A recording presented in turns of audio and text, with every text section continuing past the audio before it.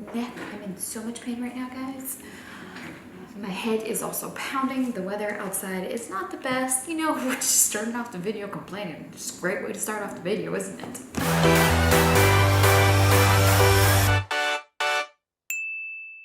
Seriously though, it's been like super rainy here in Houston and the weather has just been just a drag, which is why I'm wearing color and I'm gonna do a pink eyeshadow because I'm like, I need something to brighten up and lift my mood. Anyways, how are you? How are you doing? Welcome to today's YouTube channel or YouTube video. You're on my channel, it's today's video. I am Ellie Brown from Uptown with Ellie Brown, and thanks for stopping by and tuning in and taking time to watch today's video. We're just gonna kind of chit chat and get ready. I am gonna do a pink iridescent eye look that I did, I think last week. And a lot of you guys had mentioned that you liked it on stories. So I was like, you know what? Let's just share that and just, you know, sit and chat and play with makeup, right? Before I forget though, let's do today's word of the day. Since today's eyeshadow look is going to be pink, let's do pink. The word for today is going to be pink is what I'm trying to say. So pink in Portuguese is rosa. Say it again, rosa. R-O-S-A, rosa. So kind of like rose, but rosa. So yeah, that's today's word of the day. Anyways, we're gonna just start with primer. I've already done skincare, so a little bit of primer, and I will link, again, everything down below in the description box. Most of this stuff I've already showed and talked about. I am gonna go full on out with makeup just because I'm feeling it and, you know, why not? So primer on. Okay, I'm gonna go in here with my pot concealer first. I've got some breakouts everywhere, and sometimes I like to add a little bit extra coverage underneath the foundation, especially because this foundation isn't like full coverage. And then I'm going to spray that a little bit with some setting spray. I use a lot of setting spray just because, where's my little fan? In Houston with the humidity, it helps a lot with my makeup, and especially I tend to get very oily on the T-zone with setting powder and all of that, so I feel like it really does help keep everything nice and in place. So I don't know if you're subscribed to my newsletter, and if you're not, make sure you subscribe over on the blog. For YouTube, I tend to always keep videos either about hair and makeup, and some family stuff here and there, but I'm trying to expand more. The problem is obviously everybody's on Instagram and I think it's, anyways. I'm trying to expand my YouTube videos is what I'm trying to say, and I don't know what that's going to look like, but I feel like, you know, I hope to open up more and like share life stuff and just, you know, everyday stuff instead of just hopping on here and just playing with makeup, or even doing a little bit of both sometimes, like today, right? Then we're gonna go in with foundation. I'm using the Giorgio Armani and I'm in shade 3.5. I love this foundation. I think it's really, really pretty. You know, first of all, applying makeup and talking is not an easy task. I feel like I need to be concentrated on what I'm doing, and talking at the same time is not an easy. Anyways, I'm just going with my foundation here in the Artiste 7 brush, my oval brush, and I'm just blending. And I have a code for Artiste. I really, really love their brushes. They are a splurge brush, but I think if you were to get like the top two that I would recommend, and the two that I use all the time, is my 7, and this is the Oval 4. So if I would recommend any two, like these two would be it. Yeah, these are great brushes, especially for the foundation. It doesn't like streak. It's gives you a very pretty, flawless application. Anyways, so going back to, you know, like personal and life stuff and the newsletters, that's where I was going. Wow, totally lost my train of thought. I'm going in with one more layer of that foundation, just for a little bit more coverage in some spots, especially where I totally canceled out the concealer over here. So I did a blog post, not a blog post, I did a newsletter email I sent out earlier this week about, you know, losing the boss babe mentality. I feel like, you know, I feel like we're in a society a very self-absorbed society where self-care and mental health awareness, which I think, let me pause and say this, please don't twist my words or take things out of context. I think it's great. I think it's great to take care of yourself, because I do firmly believe that I can't be the best mom, best wife, best friend if I'm not in a good position. But on the flip side, I think there's a fine line, and as much as I don't like the word balance, I think there is a balance. And I don't remember where I saw it. I think it was Taylor Madu. She mentioned something about the way she does balance is by setting boundaries, which I thought was really, really light bulb. I think, taking care of yourself and self-care and obviously mental health should be a priority, but not to the point where I feel like everything is me, self-absorbed, me, that we forget about everything else in a way. Because, I don't know, for those of you who may not know, I'm a believer, I'm Christian, born again. I was basically brought up in the church. And it goes against, what I'm trying to say with that is, it goes against the very grain of what we're told to do and to be as believers. We're told, we're called to be last, we're called to serve, we're called to be the hands and feet of Jesus. But if we're constantly self-care and me, how are we going to do that? But at the same time, I feel like when you take care of others, or when you serve others, and when you're in that position of servanthood to serve others, God himself will automatically, and the Holy Spirit will keep your cup full so you can continue to pour into others. But at the same time, keeping your cup full is at the feet of Jesus, right? I totally should have written down notes and what I wanted to say, so I don't totally veer off track here. I feel like I'm just aggressively blending in my foundation also at this point. Okay, so foundation is done. We're gonna go in with a concealer, and I'm using the Giorgio Armani shade 3. I still have not gotten a new shade. I still feel like this shade is way too light for me, but it's been working, so maybe it's not the wrong shade, I don't know. Anyways, where I'm going with all of this is, so in the newsletter I was talking about, we're in this society of also, small businesses and Instagram, and everybody is an influencer, and everybody is starting off their small businesses, and boss babes and boss moms, and I can do it all and conquer the world, which again, I think is great, but at what expense and at what cost? God doesn't want our hustle, right? He wants our heart. And so I've been really thinking about that whole boss babe mentality, and just put some setting spray here. I'm gonna let this sit for a little bit. But I've been thinking about the whole boss babe mentality, and I can do it all, and I don't need not that I don't need any help, but oh my gosh, this over here is so hard right now. But that kind of mentality where I can do it all, I can cook, I can clean, I can work, I can do this and that. And at what point do we become this overdriven society trying to climb the ladder and reach to the top and be successful, going from point A to point B, just work. And I even thought about it, we talk about how you'll see the quote floating around, impossible. Well, the word itself says I'm possible. But are we though? Shouldn't it be God's possible? That we can do all things through Christ, not by me hustling or me working hard? And at what point do I release that and allow myself to be weak, because it's in my weakness where he is made strong, right? At what point, should we be okay with being weak? And I'm not saying, obviously you can't, you have to work, we have to do our parts, right? But hold on, let me concentrate on blending here, guys. I'm gonna take my Airspun, the loose face powder, and this is the M554 brush, and I am just going to lightly tap that red in here. Just kind of applying it where I tend to get really oily over here, and just kind of mattifying things a little bit. Anyways, that's just something that I've been thinking about. What's the meaning of the behind of the boss babe? What are we trying to achieve? What are we trying to accomplish in achieving the world? What's the purpose?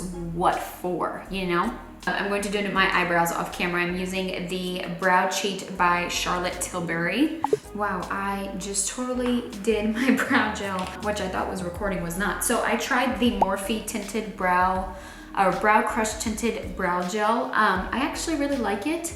My only thing is these, like, I hate these little brushes that they use. I wish they would make these spoolies more like these. I feel like these small spoolies, the way it distributes the color is just not always even, and it's slightly annoying. Okay, so we're gonna come close here, a little bit closer. I don't know how much closer we can get, but I'm gonna try and show the eyes with you guys. So I used 2 palettes for the pink eye. First off, I used this pink over here called Force by Revolution. This is the palette. And the pink is right over here. And so I used that, and then I used Memories on the crease. So what then I did was I went into the 35S Sweet Oasis palette, and then I grabbed Champagne and Just Us Two, which is right up here, to kind of do the middle. And so basically what we're gonna do is we're gonna take that pink from the Revolution palette and Force, and we're gonna put it on the outer corner and the inner corner. Then I'm going to take Memories, and I'm going to rough out, not rub off, but blend out the edges on both the pink to kind of soften that. And then on the middle, we'll go with Champagne and Ice and Just Us Two to create that iridescent look.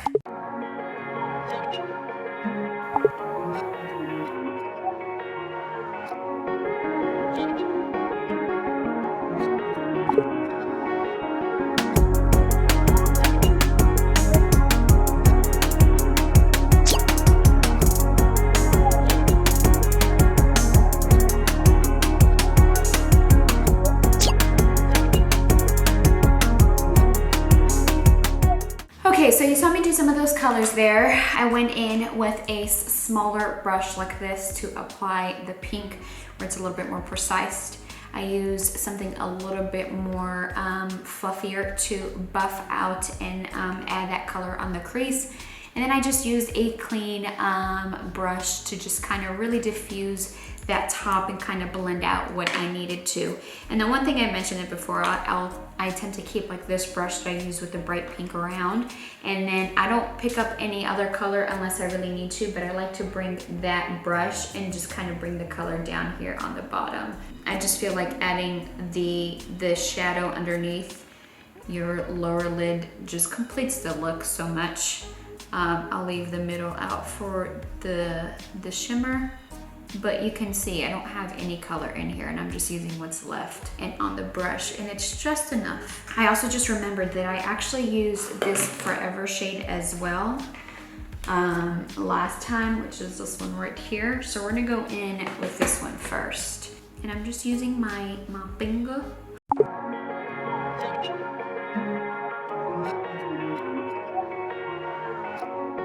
And then once I'm done with the color in the middle, again, I go back with that first brush and I kind of blend out the pink here with the iridescent in the middle. And then I'm gonna go in with a smaller brush if I can find it. This is the M421. And then again, just Us Two with Champagne on Ice on the brush. I'm just gonna add that in there.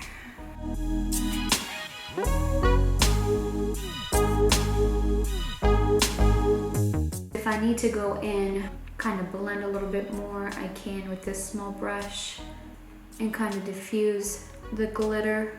So again, I'm not really picking up any color unless I need to, but now I'm just kind of blending in out and diffusing that color a little bit. What I'm mixing here, Hibiscus Blossoms and Picture Perfect to kind of create this color right over here. And I'm actually tapping that in on top just because I feel like the Revolution Pink is not popping like it did last time. And I will say one thing that sometimes helps if you want your shadows to pop out a little bit more with pigment, which is probably something I should have done, but I didn't, is put a little bit of concealer or eyeshadow primer before putting eyeshadow.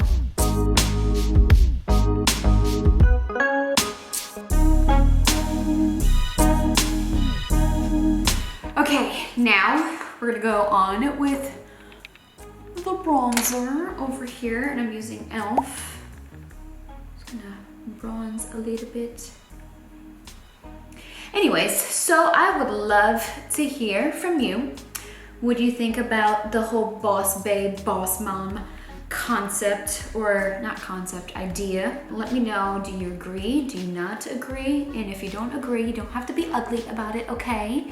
We can disagree and still be cordial about it. But yeah, I would love to hear what you guys think. What are your thoughts on the, you know, self-care, me?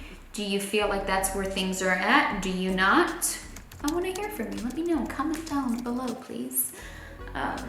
So yeah, we just warmed up the face a little bit here with bronzer. Gonna add a little bit of blush brush right up here. And I'm using the Sigma blush. We are gonna go in with the Pixie highlighter. So I'm just popping on that highlighter right there, here, right here, here, and her. Okay, so we're gonna go on with mascara. I'm gonna put a little bit of mascara, curl my lashes, and we're gonna put on the falsies. Okay, so I had my mascara on here, and now I need to drink some water because these lights are making me hot. You could stop, obviously, at mascara if you don't want to put on false lashes. I am going to put on my falsies because why not? But they have these flick and stick pens. They have it in clear and in black. If you don't want to, if you don't want to deal with the glue of lashes, this is just, it's easy, so easy to apply. So again, I have sapphire strip lashes, and what I'm gonna do, this is their little flick and stick pen. Again, they have it in clear and in black. I'm using the clear. If you want the black wing liner, you can do that. But literally, it's just a pen. Put it on, stick the lashes, and boom, like you don't have to wait for it to dry. You don't have to do anything. So what I'm gonna do is just take the pen here. The only thing is you gotta be pretty quick because you want it to stick, and the other thing is you gotta make sure you're applying right because once they stick to the pen, they're on. Watch. Boom. And boom. And then you can press them together. So I'm gonna apply this one, and then I'll be back. I feel like we've been chatting for so long today. I'm sorry if this video is 15-20 minutes long. I just have a lip mask here. I like to put on a lip mask before lipstick. You know, sometimes I'm not able to get my lash strip right on the lash line, and sometimes there's just a little gap that if you look really closely that you can see, and that bothers the heck out of me. So sometimes what I'll take is I'll take a small angled brush with a black powder eyeshadow, and I just apply it up here and kind of just wiggle it back and forth to kind of, in a way, just conceal both. It's almost like adding eyeliner on top, but I'm just kind of adding it on my waterline, on my lash line, just kind of wiggling it just to make it a little bit darker and to kind of camouflage where my natural lashes are and where the extensions are. So that's just a little tip. Okay, and then finally, I'm going to go in with my YSL in shade 52. Gonna, you know, add more pink because why not?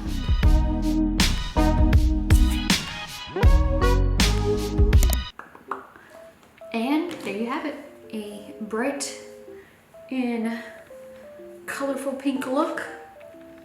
What do you guys think? Hope you enjoyed this tutorial. Hope you enjoyed sitting down and talking to me. You know, final thoughts. I want to be the type of person where I recognize my weakness, and not that I necessarily rejoice in my weakness, because I think, again, there's a line there, there's a balance there, but rejoice in my weakness because I know that when I look back and I look at my life and the things I've done or the things that I've accomplished, it wasn't because I was possible. It wasn't because of my own doing, but because of God's. I can look back and see the hand of God move in my life and know that that wasn't it wasn't because of who I was, or again what I did, but because of what God did, because of his grace, because of his mercy for my life, for my family's life, for my kids, for my marriage. It wasn't because, oh, I'm just, you know, I'm good. That's not what I want. And actually somebody had replied to the email that I had sent. She had mentioned it's really a spirit of pride, and I was like, that's exactly it. So yeah, hubby's home now. You can hear him. And yeah, thanks again so much for tuning in. Let me know what you think down below. Hope you enjoyed this tutorial. Make sure to like, comment, and subscribe if you have not. I will see you here again real soon.